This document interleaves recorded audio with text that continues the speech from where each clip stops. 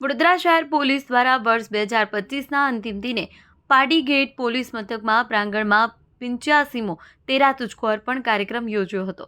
ત્યારે વર્ષ 2025માં વિવિધ ગુનાઓનો ઉકેલ લાવનાર પોલીસ ખાતામાં ઉત્કૃષ્ટ કામગીરી બદલ પોલીસ અધિકારીઓ અને કર્મચારીઓને સર્ટિફિકેટ આપી સન્માનિત કરવામાં આવ્યા છે।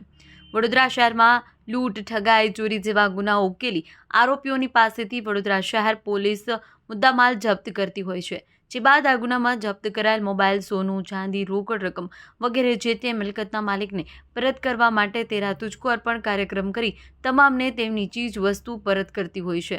કાર્યક્રમ અંતર્ગત વર્ષ 2025માં મોબાઈલ, વાહન, સોનું, ચાંદી, રોકડ રકમ મળી 1500થી વધુ લાભાર્થીઓએ તેમની ચીજ વસ્તુઓ પરત મળતા હાશકારો અનુભવ્યો છે। ત્યારે આજે વર્ષ 2025ના અંતિમ દિવસે વડોદરા શહેર પોલીસ દ્વારા પાણી ગેટ પોલીસ મથકના પ્રાંગણમાં 85માં તેરા તુજકો અર્પણ કાર્યક્રમ યોજાયો। જે પ્રસંગે વડોદરા શહેર police commissioner Narsinh Komar, additional joint CP Leena Patil સહિત શહેર પોલીસના ઉચ્ચ અધિકારીઓ અને કર્મચારીઓ ઉપસ્થિત રહ્યા હતા। જ્યાં 700 જેટલા લાભાર્થીઓને તેમની માલિકીના મોબાઈલ, વાહન, સોના, ચાંદીના ઘરેણાં અને રોકડ રકમ સુપ્રત કરવામાં આવી છે, જેની કિંમત લગભગ 2 કરોડ રૂપિયા જેટલી થવા પામે છે। સાથે જ સાયબર ફ્રોડના શિકાર થયેલા લોકોને પણ વડોદરા પોલીસે તેમની ગુમાવેલી રકમ પરત અપાવી છે। ત્યારે પોતે ગુમાવેલી વસ્તુ પરત મળતા લાભાર્થીઓના ચહેરા પર સ્મિત પથરાયું હતું। કાર્યક્રમ બાદ વડોદરા શહેર પોલીસના અધિકારીઓ અને પોલીસ કર્મચારીઓ દ્વારા ગુના રોકવા અને ગુનાઓના ભેદ ઉકેલવાની ઉત્કૃષ્ટ કામગીરી બદલ સર્ટિફિકેટ આપી સન્માનિત કરાયા હતા।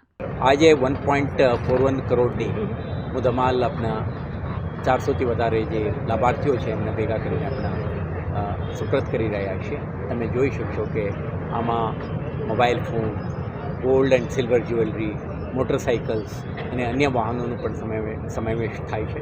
લોકો ખૂબ ઉત્સાહથી અને સેન્સ ઓફ સેટિસ્ફેક્શનથી પોલીસના કામગીરીને એપ્રિશિએટ કરીને પરત મેળવી રહ્યા છે। સર, આપે વાત કરી કે 22 કરોડ રૂપિયા ચૂકવ્યા છે લોકોને 9 મહિનાની અંદર આટલી મોટી રકમ મળી, ક્યાંક ચેલેન્જિંગ રહ્યું હતું?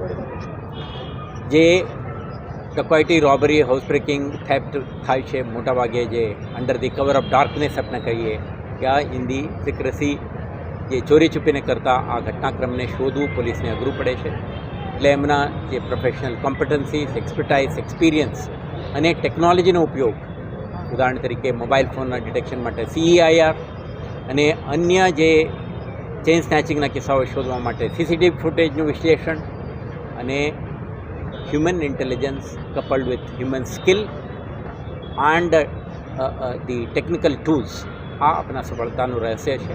આ જ પ્રકારના જે partnership with citizens, technology and પોલીસના ખૂબ મહેનત આવતા વર્ષમાં પણ ચાલુ રહેશે। આવી જ અપડેટ્સ માટે જોતા રહો TV 17 ગુજરાતી, તમારી સાથે, તમારી માટે।